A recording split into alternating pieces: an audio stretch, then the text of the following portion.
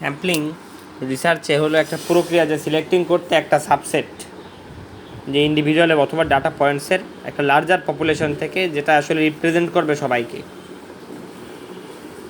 যে এই কৌশলটি আসলে ক্রুশিয়াল যখন স্টাডিং করা হবে পুরো পপুলেশন নিয়ে।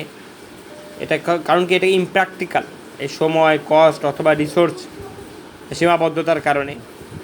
অ্যানালাইজিং করে একটা ভালো চোজেন স্যাম্পল গবেষকরা তৈরি করতে পারেন একটা valid inferences about the characteristics of পুরো পপুলেশনের, জনগোষ্ঠীর।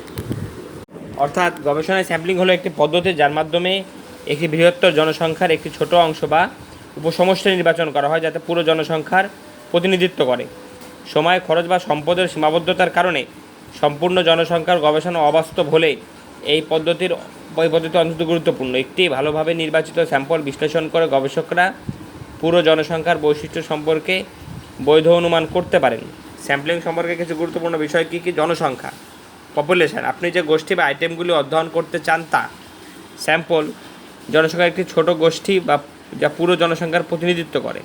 স্যাম্পলিং পদ্ধতি, স্যাম্পলিং মেথডস, জনসংখ্যার থেকে একটি স্যাম্পল নির্বাচন করার জন্য ব্যবহৃত পদ্ধতি। দুটি প্রধান ধরন আছে: সম্ভাব্য স্যাম্পলিং, এতে র্যান্ডম নির্বাচন জড়িত যা জনসংখ্যার সম্পর্কে পরিসংখ্যানগত অনুমানের অনুমতি দেয়। অসম্ভাব্য স্যাম্পলিং, নন প্রবাবিলিটি স্যাম্পলিং, এতে সুবিধা বা অন্যান্য মানদণ্ডের ভিত্তিতে র্যান্ডম নয় নির্বাচন জড়িত যা পরিসংখ্যানগত অনুমানকে সীমিত করে। স্যাম্পলিং কেন গুরুত্বপূর্ণ? বাস্তবতা, পুরো জনসংখ্যা অধ্যয়ন করা সময় সাপেক্ষ, ব্যয়বহুল এবং সম্পদ প্রয়োজনীয় হতে পারে। সাধারণায়ন, একটি ভালোভাবে নির্বাচিত স্যাম্পল গবেষকদের পুরো জনসংখ্যার সম্পর্কে অনুমান করতে দেয়। পরিসংখ্যানগত বিশ্লেষণ, স্যাম্পলিং গবেষকদের ডেটা বিশ্লেষণ এবং উপসংহার আঁকার জন্য পরিসংখ্যানগত পদ্ধতি ব্যবহার করতে সক্ষম করে। সাধারণ স্যাম্পলিং পদ্ধতি: সরল random sampling, simple random sampling, জনসংখ্যার প্রতিটি ব্যক্তি নির্বাচিত হওয়ার সমান সুযোগ রয়েছে। স্তরায়িত স্যাম্পলিং, স্ট্র্যাটিফাইড স্যাম্পলিং, জনসংখ্যার নির্দিষ্ট বৈশিষ্ট্যের ভিত্তিতে উপসমষ্টি স্থিরতা বিভক্ত করা হয় এবং তারপর প্রতিটি স্তর থেকে একটি র্যান্ডম স্যাম্পল নির্বাচন করা হয়। ক্লাস্টার স্যাম্পলিং, জনসংখ্যাকে ক্লাস্টারে বিভক্ত করা হয় এবং ক্লাস্টারগুলির একটি র্যান্ডম স্যাম্পল নির্বাচন করা হয়। ব্যবস্থাগত স্যাম্পলিং, সিস্টেমেটিক স্যাম্পলিং, নির্দিষ্ট ব্যবধানে জনসংখ্যার থেকে ব্যক্তিদের নির্বাচন করা হয়। সুবিধা স্যাম্পলিং, কনভেনিয়েন্স স্যাম্পলিং, ব্যক্তিদের তাদের উপলব্ধতা বা সহজ অ্যাক্সেসের ভিত্তিতে নির্বাচন করা হয়। স্যাম্পলিংয়ের নীতিগুলো বুঝে গবেষকরা প্রতিনিধিত্বমূলক স্যাম্পল নির্বাচন করতে এবং তাদের জনসংখ্যা সম্পর্কে নির্ভরযোগ্য উপসংহার আঁকতে পারেন। আবার আমরা আগের বিষয়ে আসি। কি পয়েন্ট অ্যাবাউট স্যাম্পলিং নিয়ে? জনসংখ্যা, যে পুরো সামগ্রিক জনসংখ্যা অথবা আইটেম যা তুমি স্টাডি করতে চাও। নমুনা, একটা স্মলার গ্রুপ অফ ইন্ডিভিজুয়ালস অথবা আইটেম যা সিলেক্টেড করা হয়েছে পপুলেশন থেকে পুরোটাকে রিপ্রেজেন্ট করার জন্য। স্যাম্পলিং পদ্ধতি, এই কৌশল ব্যবহার করা হয় একটা স্যাম্পল নিতে জনসংখ্যা থেকে। সেখানে দুই ধরনের টাইপ রয়েছে। প্রবাবিলিটি স্যাম্পলিং, যার মধ্যে অন্তর্ভুক্ত রয়েছে র্যান্ডম সিলেকশন, অ্যালোয়িং করে একটা পরিসংখ্যানগত ইনফারেন্সের এই জনসংখ্যার থেকে। অর্থাৎ প্রবাজ্য নমুনা, প্রবাবিলিটি স্যাম্পলিং, এই পদ্ধতিতে জনগোষ্ঠীর প্রতিটি সদস্যের সমান সম্ভাবনা থাকে নির্বাচিত হওয়ার।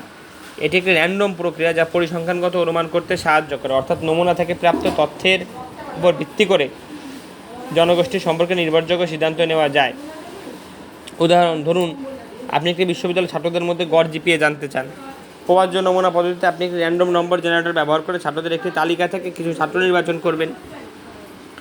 এই নির্বাচিত ছাত্রদের জিপিএ গণনা করে আপনি বিশ্ববিদ্যালয়ের ছাত্রদের গড় জিপিএ সম্পর্কে একটি অনুমান করতে পারেন।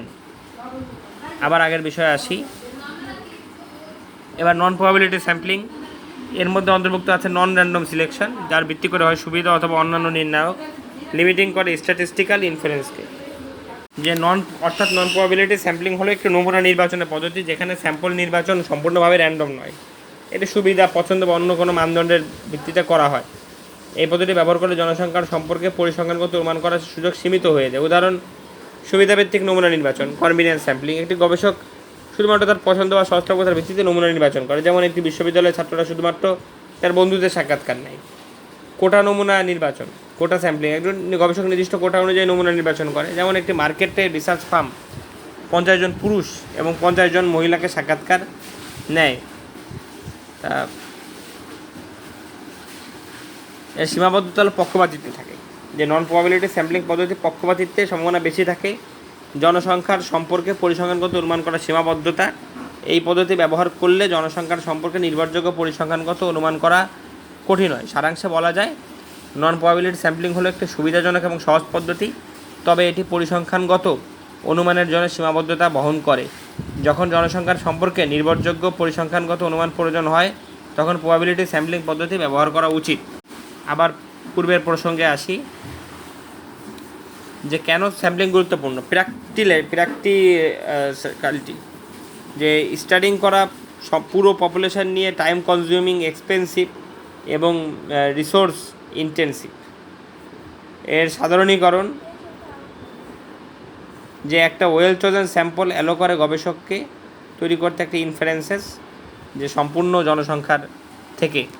অর্থাৎ সাধারণায়ন হচ্ছে একটি সুপরিকল্পিত নমুনা গবেষকদের সমগ্র জনসংখ্যার সম্পর্কে অনুমান করতে সাহায্য করে। বিস্তারিত ব্যাখ্যায় বলা যায়, সাধারণায়ন বলতে একটি ছোট অংশের নমুনার পর্যবেক্ষণের ভিত্তিতে সমগ্র জনসংখ্যার সম্পর্কে ধারণা করা বা অনুমান করা। একটি সুপরিকল্পিত নমুনা হলো এমন একটি নমুনা যা সমগ্র জনসংখ্যাকে সঠিকভাবে প্রতিনিধিত্ব করে। যদি একটি নমুনা সুপরিকল্পিত হয়, তবে তার পর্যবেক্ষণের ফলাফল সমগ্র জনসংখ্যার জন্যও প্রযোজ্য হতে পারে। উদাহরণ, একটি গবেষক একটি বিশ্ববিদ্যালয়ের ছাত্রদের মধ্যে একটি নমুনা নিয়ে তাদের পড়াশোনার সময় কত পরিমাণ কফি পান করেন তা জানতে চায়। যদি নমুনা সুপরিকল্পিত হয়, তবে গবেষক এই নমুনার ফলাফলের ভিত্তিতে সমগ্র বিশ্ববিদ্যালয় ছাত্রদের কফি পানের গড় পরিমাণ সম্পর্কে অনুমান করতে পারেন। সারাংশে বলা যায়, সাধারণায়ন একটি গবেষককে একটি ছোট নমুনার পর্যবেক্ষণের ভিত্তিতে সমগ্র জনসংখ্যার সম্পর্কে অনুমান করার সুযোগ দেয়, তবে সাধারণায়নের জন্য নমুনাটি সুপরিকল্পিত হতে হবে। আবার পূর্বের বিষয়ে আসি, স্ট্যাটিস্টিক্যাল অ্যানালাইসিস, যে স্যাম্পলিং আসলে সক্ষম করে গবেষককে যে ব্যবহার করতে স্ট্যাটিস্টিক্যাল পদ্ধতি অ্যানালাইজ করতে, ডাটা এবং উপসংহার টানতে। কমন স্যাম্পলিং কৌশলগুলো কী? সিম্পল র্যান্ডম স্যাম্পলিং, যেখানে প্রত্যেক ইন্ডিভিজুয়ালের জনসংখ্যায় একটা সমান সুযোগ আছে সিলেক্টেড হওয়ার। স্ট্রাটিফাইড স্যাম্পলিং,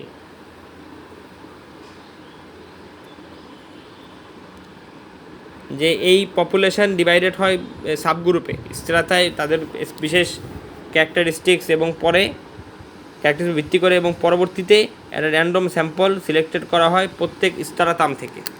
যে অর্থাৎ স্তরভিত্তিক স্যাম্পলিং, স্ট্রাটিফাইড স্যাম্পলিং, এই পদ্ধতিতে জনসংখ্যাকে কিছু নির্দিষ্ট বৈশিষ্ট্যের ভিত্তিতে উপগোষ্ঠী বা স্তরে ভাগ করা হয়।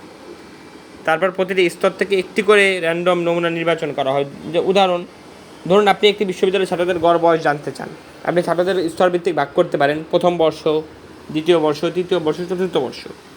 এরপর প্রতিটি বর্ষ থেকে একটি করে র্যান্ডম নমুনা নিয়ে তাদের গড় বয়স নির্ণয় করতে পারেন। কেন স্তরভিত্তিক স্যাম্পলিং ব্যবহার করা হয়? প্রতিনিধিত্ব, এই পদ্ধতি জনসংখ্যার বিভিন্ন উপগোষ্ঠীর প্রতিনিধিত্ব নিশ্চিত করে। সঠিকতা, স্তরভিত্তিক স্যাম্পলিং তারা সাধারণত আরও সঠিক ফলাফল প্রদান করে। দক্ষতা, এই পদ্ধতিতে সময় এবং অর্থ সাশ্রয় করতে পারে। আমরা আবার আগের বিষয়ে আসি, সেটা হলো যে ক্লাস্টার স্যাম্পলিং, যে পপুলেশনকে ভাগ করা হয় ক্লাস্টারে এবং একটা random sample of cluster selected করা হয়। অর্থাৎ ক্লাস্টার স্যাম্পলিং একটি স্যাম্পলিং পদ্ধতি যেখানে একটি জনসংখ্যাকে ছোটো ছোটো গোষ্ঠী বা ক্লাস্টারে ভাগ করা হয়, তারপরে সব ক্লাস্টারের মধ্য থেকে একটি র্যান্ডম নমুনা নির্বাচন করা হয়। উদাহরণ হিসেবে বলা গেল যে, ধরুন আপনি একটি শহরের স্কুল শিক্ষকদের সম্পর্কে তথ্য জানতে চান। আপনি প্রথমে শহরের সব স্কুলগুলোকে ক্লাস্টার হিসেবে ভাগ করতে পারেন। তারপর আপনি র্যান্ডমভাবে কিছু স্কুল নির্বাচন করবেন। এই নির্বাচিত স্কুলগুলোর সব শিক্ষকরাই আপনার নমুনা অন্তর্ভুক্ত হবে। এই পদ্ধতির সুবিধাটা হলো এটি সময় ও খরচ সাশ্রয় করতে পারে, বিশেষ করে যখন জনসংখ্যা বড় এবং বিস্তৃত হয়। তবে এটি কিছুটা বৈচিত্র্য হারাতে পারে, কারণ ক্লাস্টারগুলোর মধ্যে বৈচিত্র্য কম হতে পারে। আবার আগের প্রসঙ্গে আসি, সিস্টেমেটিক স্যাম্পলিং, যে ইন্ডিভিজুয়াল সিলেক্টেড হয় পপুলেশন থেকে একটা রেগুলার ইন্টারভালে। কনভেনিয়েন্স স্যাম্পলিং, যে ইন্ডিভিজুয়াল সিলেক্টেড হয় তাদের অ্যাভেলেবিলিটি অথবা সহজে তাদের অ্যাক্সেসযোগ্যের ব্যাপারে। এইভাবে স্যাম্পলিংয়ের নীতিগুলো বুঝে গবেষকরা সিলেক্ট করতে পারেন রিপ্রেজেন্টেটিভ স্যাম্পল এবং একটা নির্ভরযোগ্য উপসংহার টানতে পারেন তাদের পপুলেশন সম্পর্কে।